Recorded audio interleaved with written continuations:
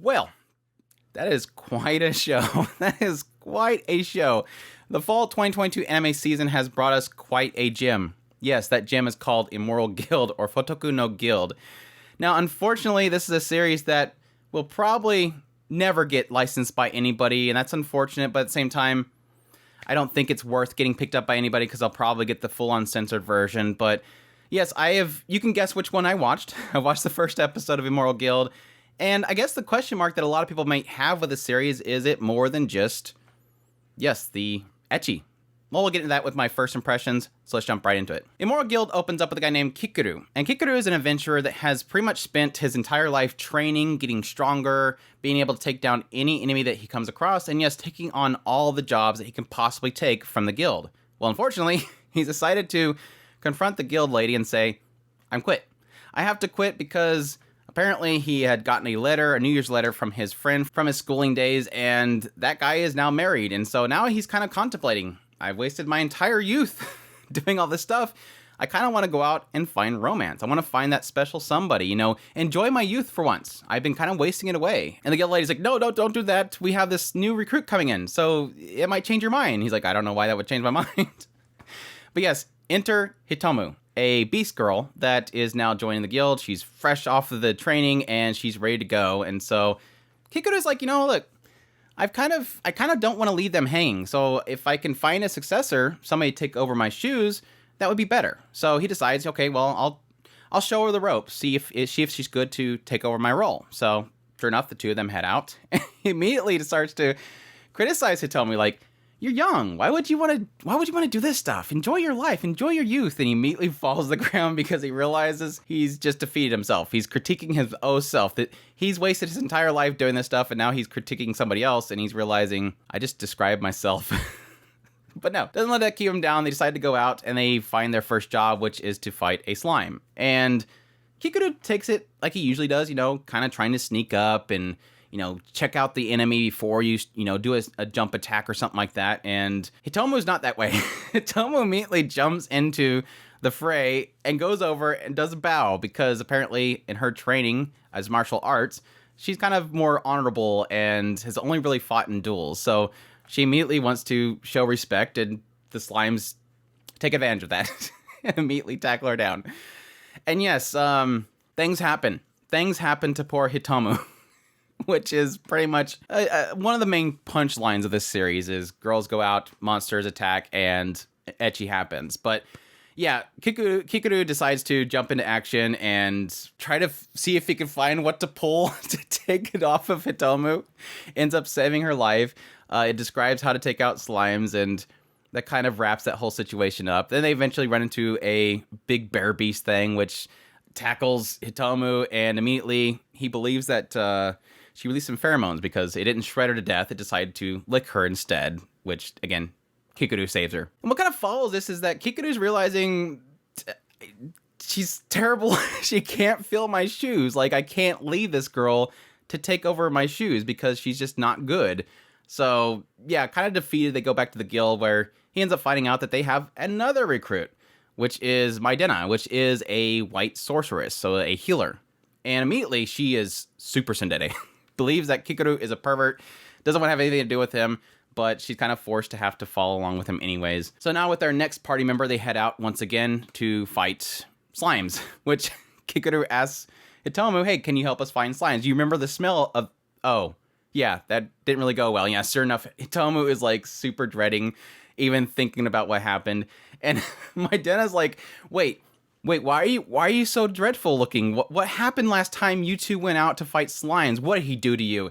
And Kikuru's like, it's not what you think. Well, it's partly what you think, but it's not what you think. And yeah, sure enough, Hitomu goes out there, this time deciding to do strikes with her fingers so that she can, pierce the slimes, but immediately breaks her finger on a rock. And yes, ecchi shenanigans happens once again with the slimes. To which Kikuru immediately goes to Maidena and says, see, is exactly what you thought. And she's like, no, this is not what I thought would happen. And what kind of follows this is Maidena decides to heal Hitomu, and we kind of find out that she actually charges people for heals, because if she didn't charge, the hospitals and the pharmacies would go out of business. So it's natural that I charge you. They end up getting attacked by a gigantic slime. Kikuru ends up saving the healer, and she quickly breaks her tsundere. Now she's really super clingy to Kikuru.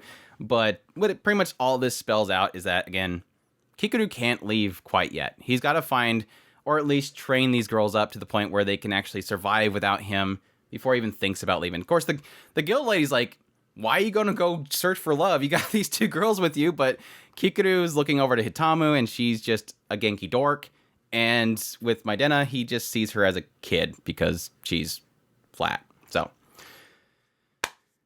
what do I think of Immoral Guild? If you have not guessed by all the times I'm cracking up talking about this show, I really was impressed by this series. I laughed way more than I thought I would. Now, let's get out of the way. Yes, a lot of this series is ecchi. The ecchi is good here. The artwork is fantastic. I love the character designs. And yes, all the needed shots for ecchi, they're doing a really good job of it. It's got some really good stuff in here. But honestly, that's stuff that I was expecting. I browsed through the manga, I kind of went through all the punchlines, and most of the punchlines that I assumed was going to be the case was those points in which they find monsters grab girls in inappropriate ways, and then they go back to the guild house. But what I wasn't expecting was like all the punchlines in between really got me. Like, I enjoyed watching Kikuru basically destroy himself. I love the fact that, yes, technically they are more in the archetype area.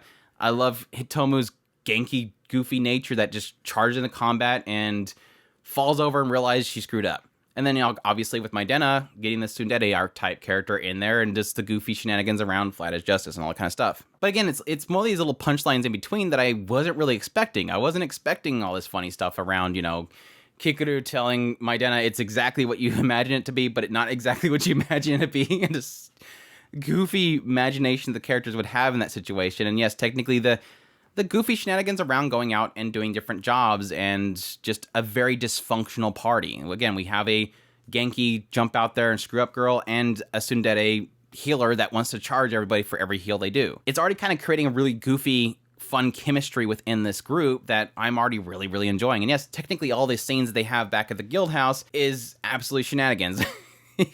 They go back to the guild house, and then he finally realized that Maidena is not like this really old elf or something like that, or a college girl.